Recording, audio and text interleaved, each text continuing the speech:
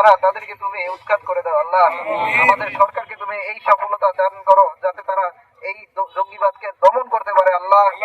আল্লাহ আমাদের সাইফুল ভাইকে তুমি শহীদ হিসেবে কবুল করে নাও আল্লাহ। আল্লাহ আমাদেরকে তুমি কবুল করে নাও, আমাদের সকলকে তুমি মাফ করে দাও আল্লাহ।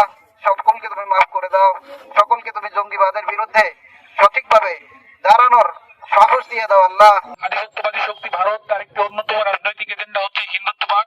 এই হিন্দুত্ববাদের মাধ্যমে ভারত পূর্বে দেখিয়েছে বাংলাদেশকে তাদের অখণ্ড ভারতের মধ্যে অন্তর্ভুক্ত করার মতো একটা দুঃসমস্থানে দেখিয়েছে। এই হিন্দুত্ববাদের মতো এই একটি উগ্র টুল ব্যবহার করে তারা বারবার বাংলাদেশের স্বাধীনতা, বাংলাদেশের সার্বভৌমত্বের উপর আঘাত হানার পরিকল্পনা করেছে। আমরা দেখতে পাই গতকাল যখন রাষ্ট্রদ্রোহের অভিযোগ এনে চিন্ময় নামে এক উগ্র সন্ত্রাসীকে যখন গ্রেফতার করা হয়েছে, সেই উগ্র সন্ত্রাসীর গ্রেফতারকে প্রতিহত করার জন্য ইসকন নামে জঙ্গি সন্ত্রাসীরা চট্টগ্রাম প্রাঙ্গণে আমাদের ভাই সাইফুল ইসলাম আলিফকে নৃশংসভাবে হত্যা করেছে। হিন্দুত্ববাদের বিরুদ্ধে বাংলাদেশের প্রথম শহীদ সাইফুল ইসলাম আলিফ, তার চেতনাকে আমরা ধারণ করব এবং বাংলাদেশে এইরকম জঙ্গিবাদী, উগ্রবাদী কোন হিন্দুত্ববাদী সংগঠনকে যেন আর মাথাচাড়া না দিতে পারে, আর কোন ভাইকে যেন তার প্রাণ হারতে না হয়, এজন্য সরকারের প্রতি আমরা দৃষ্টি আকর্ষণ করছি।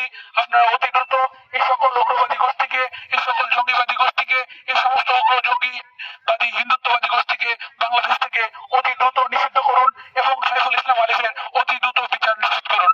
আমরা আসলে নিরাপত্তাহীনতায় ভুগছি। এই যে ভারতীয় উগ্রবাদ, ভারতীয় জঙ্গি গোষ্ঠীরা বিভিন্নভাবে বাংলাদেশের সাম্প্রদায়িক সম্প্রীতি নষ্ট করে যেই বাংলাদেশকে দখল করার যেই ঘৃণ্য চিন্তা নিয়ে আজকে থেকে শুরু করে বিগত দিনে এবং সামনের দিনগুলোতে আক্রমণ চালানোর পরিকল্পনা করতেছে, এটা তীব্র নিন্দা এবং প্রতিবাদ জানাচ্ছি।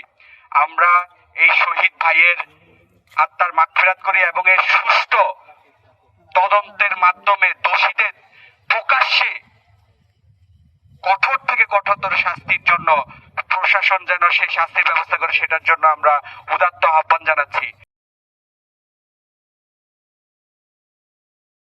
Double million offer Walton fridge কিনে পেতে পারেন 20 লক্ষ টাকা, রয়েছে কোটি কোটি টাকার নিশ্চিত উপহার।